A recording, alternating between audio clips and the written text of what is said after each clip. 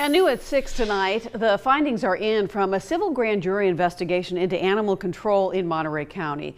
The report shows that 70% of the cats brought into the shelter in the last 3 years have been euthanized.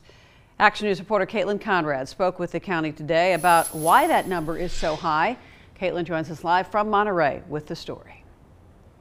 Well, Aaron, it's really a community-driven problem, and there's a lot of factors that are causing this rate to be so high, but the county is looking at a new program that could help. On Monday, there were only 2 cats up for adoption at the Monterey County Animal Shelter, both deemed friendly and in need of a good home. But many of the cats brought into the county facility are feral cats that can't be adopted and instead end up being put down. Monterey County wants to change this by implementing a new trap, neuter, and release program. So somebody can bring a cat in, have it spayed or neutered, and then return it back to where they found it, rather than us taking it in and ending up euthanizing. A civil grand jury report found that in fiscal year 2016-2017, 898 cats and 331 dogs had to be euthanized at the county animal shelter. When you break those numbers down, that's almost 3 cats a day and almost 1 dog a day that staff are having to put down. Because our employees care for and love animals.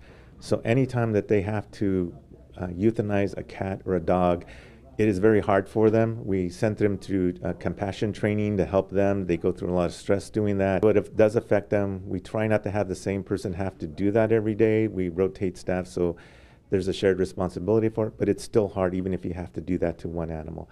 The county is working on getting funding from Friends of Community Animal Services to start the new trap, neuter, and release program next month. Additionally, the county and city shelters are looking at merging services to save costs and possibly save more lives. We're 2 facilities doing a lot of the same things. And so are there some economies of scale that can work together to bring us together? We're both low on staff. So what does that look like when we're working together? A report answering all of those questions is due out in October. Another contributing factor is people not spaying and neutering their pets. The county is looking at a spay-neuter ordinance. It's in the early phases, but they would model it off the one that's in effect in Santa Cruz County. Aaron?